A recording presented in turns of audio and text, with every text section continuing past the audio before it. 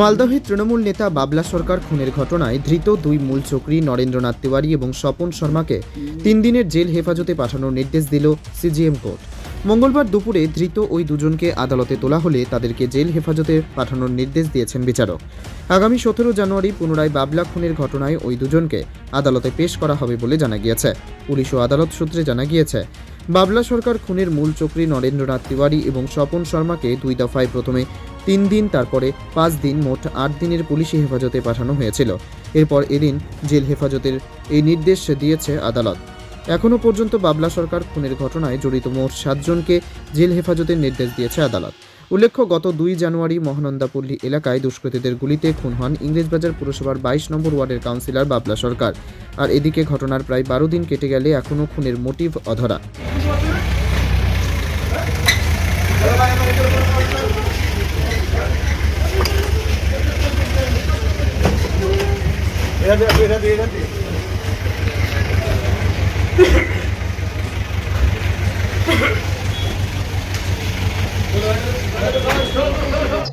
বাবলা সরকারের কেসে যে নরেন্দ্রনাথ তিওয়ারি আর স্বপন শর্মা এদেরকে প্রোটেকশন করা হয়েছে, আর ওদেরকে আর ফার্দার কোনো রিমান্ডের জন্য প্রেয়ার করেনি। আবার যদি দরকার পড়ে ইনভেস্টিগেশনে অ্যাজ পার বিএনএসএস তারা করতে পারবে। আর এদের মধ্যে আব্দুল গানির জন্য আজকে আমাদের প্রসিকিউশন থেকে একটা প্রেয়ার ছিল এবং তাকে আগামীকাল প্রোডাকশনের জন্য রেখেছে।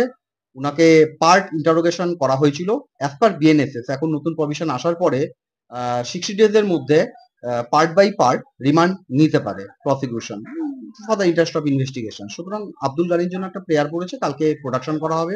মেন শুটার এবং আমাদের কাছে ইনফরমেশন আছে সে দীর্ঘদিন যাবৎ ধরে তার আর্মস একটা ট্রানজাকশন, একটা ক্ল্যান্ডেস্টাইন ম্যানারে তার একটা আর্মসের একটা ব্যবসা আছে। তো সুতরাং তাকে আগামীকালকে রিমান্ডে নেবার পর তারপরে বোঝা যাবে যে কি ফ্রুটফুল রেজাল্ট আসে। ষড়যন্ত্রের একটা কি বলছিল? ষড়যন্ত্রের ব্যাপার হচ্ছে যে ষড়যন্ত্রের ব্যাপারে সেটা আমাদের নরেন্দ্রনাথ তিওয়ারির যে লয়ার আছে সে বলেছিল যে এটা লেজ পর্যন্ত পৌঁছতে হবে, শেষ মাথা পর্যন্ত পৌঁছতে হবে। That's it. ষড়যন্ত্রের কি ম্যাটার আছে আমি লার্নেড লয়াররা তো মানে লার্নেড ডিফেন্স কাউন্সিলের ওরা তো বলবেই। এবার বাকি ষড়যন্ত্রের কি মাথা কি আছে না আছে সেটা আমার কাছে এখনো পর্যন্ত ক্লিয়ার হয়নি। কতদিনের জুডিশিয়াল কাস্টডি? এটা অলরেডি 17th পর্যন্ত ডেট ফিক্স হয়েছে। এটা অ্যাকচুয়ালি কনসিকিউটিভ ডেটে অলরেডি একের পর এক নিয়ে আসা হয়েছে।